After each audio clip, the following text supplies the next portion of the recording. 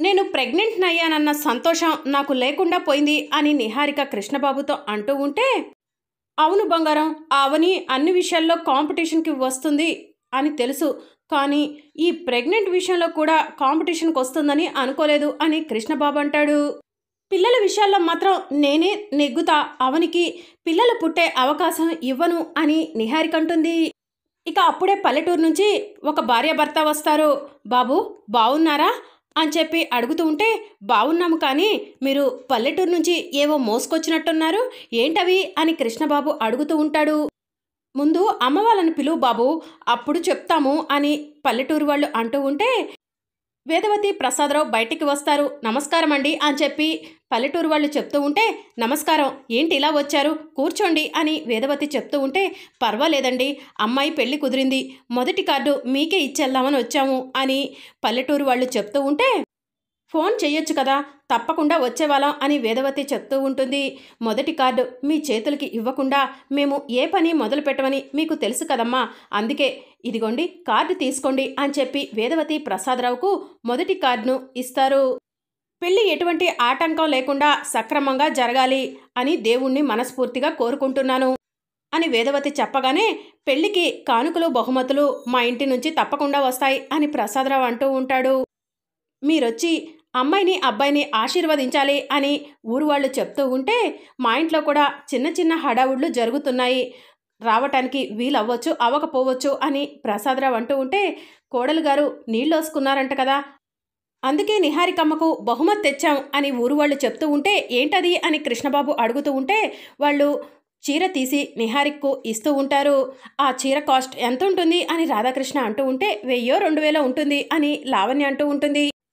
నిహారిక 5000కి తక్కువ చీర కట్టదు కదా అని చెప్పి రాధాకృష్ణ అంటూ ఉంటాడు. పర్వాలేదండి, మీ ఇంట్లో పెళ్ళంటున్నారు కదా, ఈ చీరను తీసుకెళ్ళి మీరే వాడుకోండి అని నిహారిక అంటూ ఉంటే, పర్వాలేదమ్మా తీసుకో అని చెప్పి ఊరి వాళ్ళు అంటూ ఉంటే, వద్దుంటుంది కదా అర్థం చేసుకోండి అని చెప్పి కృష్ణబాబు అంటాడు. ఇది మామూలు చీర కాదమ్మా, మన ఊరి అమ్మవారికి కట్టిన చీర అని చెప్పి వాళ్ళు చెప్పడంతో, ఏంటి అమ్మవారి ఒంటి మీద చీర అని చెప్పి వేదవతి అంటూ ఉంటుంది. ఇంతలో రాధాకృష్ణ లావణ్య వీళ్ళకి అన్నిటికీ కూడా తొందరే, ఇప్పుడు కావాలంటారు చూడు చీరని అని చెప్పి మనసులో అనుకుంటూ ఉంటారు. అయితే ఇలా ఇవ్వండి అని నిహారిక అనటంతో, ఒక్క నిమిషం ఆగండి అని చెప్పి వేదవతి అంటుంది. అమ్మ అవని ఇలా రా అని చెప్పి వేదవతి పిలవటంతో అవని కిందకి వస్తుంది. నమస్కారం అమ్మా అని చెప్పి అవనికి చెప్తూ ఉంటారు. అత్తయ్య, వాళ్ళు తీసుకొచ్చిన చీర నా కోసమే కదా, నేను తీసుకుంటానులే అని చెప్పి నిహారిక అంటుంది. బాలరాజు గారు, మీరు ఆ చీరను అవనికివ్వండి, అవని కూడా ప్రస్తుతం ప్రెగ్నెంట్ అని చెప్పి వేదవతి చెప్పడంతో, మేము మొదటిగా ఈ చీరను మీ చిన్న కోడలకనే తీసుకొచ్చామండి, ఎందుకంటే మీ తరువాత గుడిలో ప్రసాదం చేసేది మీ చిన్న కోడలే కదా అని చెప్పి ఊరు వాళ్ళు చెప్తూ ఉంటారు. మరెందుకు నిహారిక ఇద్దామనుకున్నారు అని రాధాకృష్ణ అడుగుతూ ఉంటే, ఇంటి పక్కన రావులమ్మ ఉంది కదా, వచ్చేటప్పుడు నిహారికమ్మ నీళ్ళోసుకుందని చెప్పింది, అందుకే నిహారికమ్మకి ఇద్దామనుకున్నాం అని చెప్పి ఊరి వాళ్ళు అంటూ ఉంటారు. పర్వాలేదండి, ఆ చీరను ఇలా ఇవ్వండి, అమ్మవారికి కట్టిందంటున్నారు కదా, నేను తీసుకుంటాను అని నిహారిక అంటూ ఉంటే, అమ్మ అవని ఆ చీరను నువ్వు తీసుకో అని చెప్పి వేదవతి అంటుంది.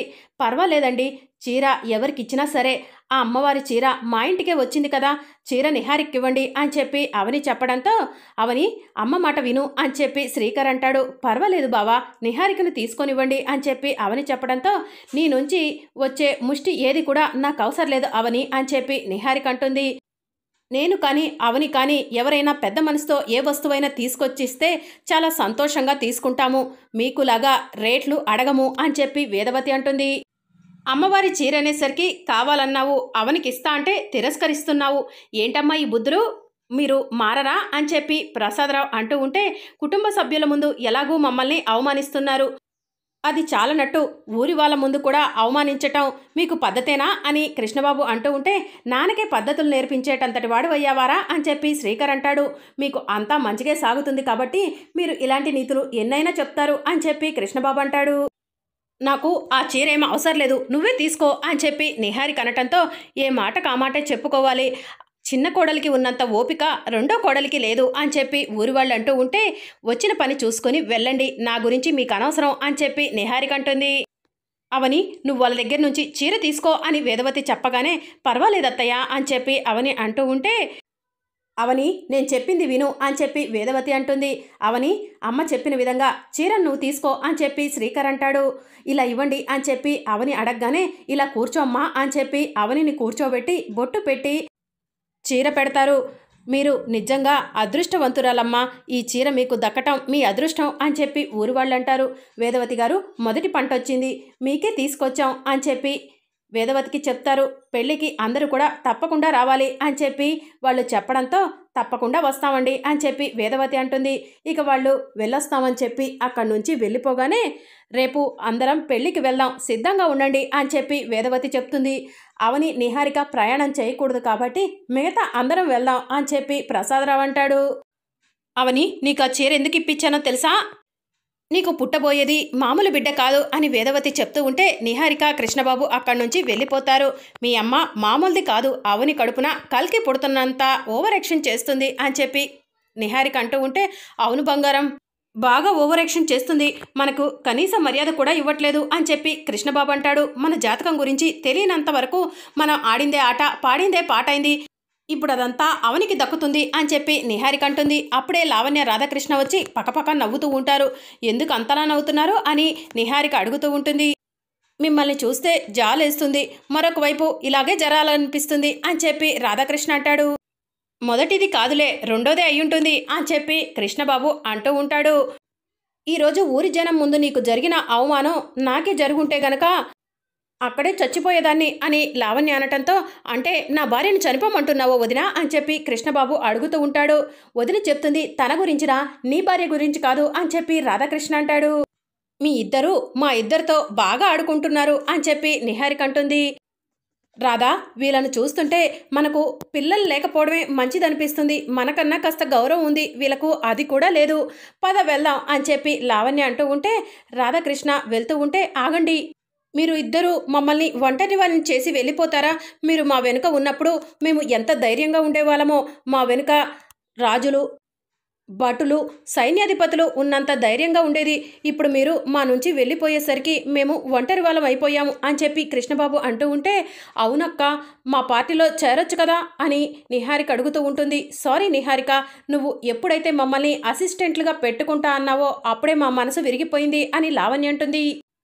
అంటే ఆ అవని పార్టీలోనే ఉంటారా అని కృష్ణబాబు అడగగానే, మేము ఎప్పుడు అవనికి సపోర్ట్ చేయలేదే, స్వతంత్ర అభ్యర్థుల్లాగా ఉంటాము అని చెప్పి రాధాకృష్ణ అంటాడు.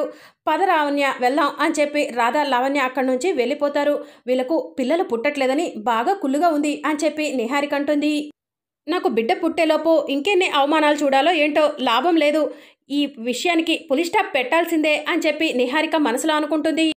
ఇక మరోవైపు అవని బెడ్రూమ్లో కూర్చొని ఇబ్బంది పడుతూ ఉంటుంది. అప్పుడే శ్రీకర్ ఫోన్ మాట్లాడుకుంటూ బెడ్రూమ్లోకి వస్తాడు. ఎవరితో బాబా మాట్లాడుతున్నావు అని అవని అడగగానే, ఆఫీస్ నుంచి అవని అని చెప్పి శ్రీకర్ అంటాడు. అవని అలానే కూర్చో అని చెప్పి శ్రీకర్ అవని కాళ్ళకు మసాజ్ చేస్తూ నొక్కుతూ ఉంటాడు. ఏంటి బాబా నువ్వు అని చెప్పి అవని అనటంతో, అవని ప్రెగ్నెన్సీతో ఉన్నప్పుడు కాళ్ళ నొప్పులు ఉంటాయంట, ఇలాంటివి అప్పుడు ఇలా ఒత్తటం, మసాజ్ చేయటం చేస్తే తగ్గిపోతాయి అని చెప్పి శ్రీకర్ అవని కాళ్లను నొక్కుతూ ఉంటాడు. అవని, రేపు అమ్మ వాళ్ళు పల్లెటూరికి వెళ్తున్నారు కదా పెళ్ళికి, నేను వెళ్ళను అని చెప్పి శ్రీకర్ అంటాడు. ఎందుకు బావా అని అవని అడగగానే, పాము పడగ నీడలో నిన్ను వదిలి వెళ్ళటం నాకు ఇష్టం లేదు, నిహారిక నువ్వు మాత్రమే ఇంట్లో ఉంటారు కదా అని చెప్పి శ్రీకర్ అనగానే, నిహారిక ప్రెగ్నెంట్ కదా బావా, ఇప్పుడు నిహారిక అలా చెడుగా ఆలోచించదు, తను సేఫ్గానే ఉంటుంది, నేను కూడా సేఫ్గా ఉంటాను అని చెప్పి అవని చెప్పగానే, ఎందుకో తన బుద్ధి తెలిసి అలా వదిలి వెళ్ళటం నాకు ఇష్టం లేదు అని చెప్పి శ్రీకర్ అనగానే, నా కడుపులో పెరుగుతుంది అమ్మవారి అంశ, నన్ను కానీ నా బిడ్డను కానీ ఎవరైనా ముట్టుకోవాలని చూస్తే అమ్మవారు ఊరుకుంటుందా బావా అని చెప్పి అవని అంటుంది. ఇక మరోవైపు నిహారిక ఆలోచిస్తూ ఉంటే, ఏదైనా చేస్తుంటే కాస్త నాకు చెప్పు, నేను నువ్వేం చేస్తున్నావోనని టెన్షన్ పడలేక చస్తున్నాను అని చెప్పి కృష్ణబాబు అంటాడు. అయితే లైవ్లో నువ్వే విను అని చెప్పి నిహారిక రౌడీ దాసుకు ఫోన్ చేస్తుంది. దాసు, నీకు అవని తెలుసు కదా అని చెప్పి నిహారిక అడగగానే, అవని గురించి చెప్పారు, నా కర్తవ్యం ఏంటో చెప్పలేదు అని చెప్పి దాసు అడగగానే, ఆ అవనిని కిడ్నాప్ చేయాలి అని చెప్పి నిహారిక అంటుంది. కిడ్నాప్ చేసి చంపేయమంటారా అని చెప్పి దాసు అడగగానే, చంపేయటం కాదు, దానికి బ్రతికుండగానే నరకం చూపించాలి అని నిహారిక చెప్పడంతో కాలు చెయ్యి తీసేయమంటారా అని చెప్పి దాసు అడుగుతూ ఉంటాడు. కాదు, అవని ప్రెగ్నెంట్, అది పిల్లల్ని కంటే నాకు ప్రాబ్లం అవుతుంది, అందుకే ఆ అవనిని తీసుకెళ్ళి దాని కడుపు పోగొట్టి మళ్ళీ సేఫ్గా తీసుకొచ్చి ఇంటి దగ్గర వదిలేయండి అని చెప్పి నిహారిక చెప్తుంది. సరే మేడం, మనకు తెలిసిన ఒక మంత్రసాని ఉంది, ఆవిడ దగ్గరకు తీసుకెళ్ళి అవని కడుపు పోగొడతాను అని చెప్పి అతను చెప్తూ ఉంటే మర్డర్ రేంజ్లో నీకు సుఫారీ ఇస్తాను, చెప్పిన పని చెప్పినట్టు చేస్తే అని చెప్పి నిహారిక అంటుంది. సరే మేడం అని చెప్పి దాస్ అంటాడు. ఓసే అవని, నీకు రేపే కాలరాత్రి కాబోతుంది అని చెప్పి నిహారిక మనసులో అనుకుంటుంది. డాక్టర్ అవటానికి యాక్టర్ అవటానికి కోర్సు ఉన్నట్టు విలన్గా ఆలోచించడానికి కోర్సు ఉంటుందా అని చెప్పి కృష్ణబాబు అంటాడు. ఎంత దారుణంగా ఆలోచిస్తున్నారో, ఒక్కొక్కసారి నీ పక్కన బెడ్ మీద పడుకోవాలన్నా భయంగా అనిపిస్తుంది అని చెప్పి కృష్ణబాబు అంటాడు. రేపు ఎప్పుడైనా దీని విషయంలో తప్పు చేస్తే నా పని కూడా అంతేనేమో అని కృష్ణబాబు మనసులో అనుకుంటాడు. ఎవరికైనా అనుమానం వస్తుందేమో బుజ్జి అని కృష్ణబాబు అనగానే, అమ్మవారి విగ్రహం దొంగలించిన వాళ్ళందరూ చనిపోయారు కదా, వాళ్ళెవరైనా అవనిపై కోపంతో ఇదంతా చేశారని అందరినీ నమ్మించొచ్చులే, ముందు పని పూర్తవని అని చెప్పి నిహారిక అంటుంది. ఇక మరోవైపు శ్రీకర్ నిద్రపోతూ ఉంటాడు. నా కడుపులో పుట్టబోయే బిడ్డ కోసం ఎంతగానో ఎదురు చూస్తున్నారు ఈ కుటుంబం అంతా, నా బిడ్డను జాగ్రత్తగా కాపాడుకోవాలి అని అవని మనసులో అనుకుంటుంది. ఇక మార్నింగ్ అవుతుంది. అవని తులసి కోటకు పూజ చేస్తూ ఉంటే నిహారిక అవనిని చూసి, నువ్వు ఎన్ని పూజలు చేసినా నోములు చేసినా నీ కడుపులో బిడ్డ ఉండదు అవని అని చెప్పి నిహారిక మనసులో అనుకుంటుంది. మరోవైపు నైట్ అవుతుంది. అవని పాలు కలుపుకొని నిహారిక కూడా పాలు కలిపి తీసుకొచ్చి ఇస్తూ ఉంటే నాకొద్దు అని చెప్పి నిహారిక అంటుంది. దీంట్లో ఏం కలపలేదు, తీసుకో అని చెప్పి అవని అంటుంది. నీ బిడ్డ పాలిట మృత్యువులు ఇప్పటికే బయలుదేరి ఉంటారు అని చెప్పి నిహారిక మనసులో అనుకుంటుంది. మరి అప్కమింగ్ ఎపిసోడ్లో ఏం జరగబోతుందో తెలుసుకోవాలనుకుంటున్నారా? అయితే ఛానల్ను సబ్స్క్రైబ్ చేసుకోండి.